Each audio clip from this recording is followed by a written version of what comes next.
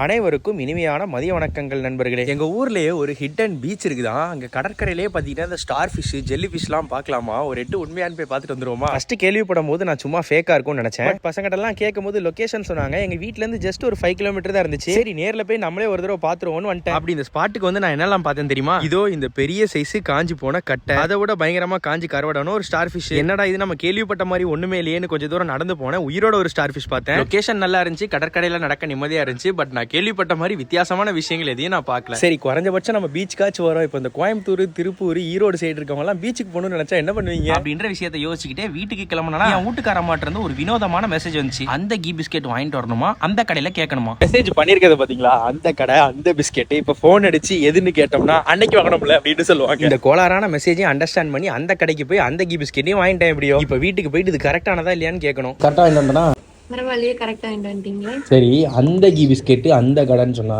எந்த கடையில போய் எந்த கீ பிஸ்கெட் கேட்பேன்? நம்ம அன்னைக்கு வாங்கினது அந்த கடையில தானே வாங்கணும். அதேதான் நினைச்சேன். போன் அடிச்சாலும் அன்னைக்கு வாங்கணும்ல அப்படின்னு சொல்லுவோம் தான் நினைச்சேன். எப்படி இது எப்படிப்பா புரிஞ்சுக்கிறது புரியல எனக்கு. அன்னைக்கு நம்ம 2 பேர் போனது அந்த ஒரு கடைக்கு தான் போனா, அப்ப அன்னைக்கு அந்த கடை பிஸ்கட் தான் இந்த பிஸ்கட். இது எங்க வீட்டுல மட்டும் தானா இல்ல உங்க வீட்லயும் யாரும் இந்த மாதிரி கோளாரா இருக்காங்களா? நல்லதே நினைப்போம், நல்லதே நடக்கும். பாய் நண்பர்களே.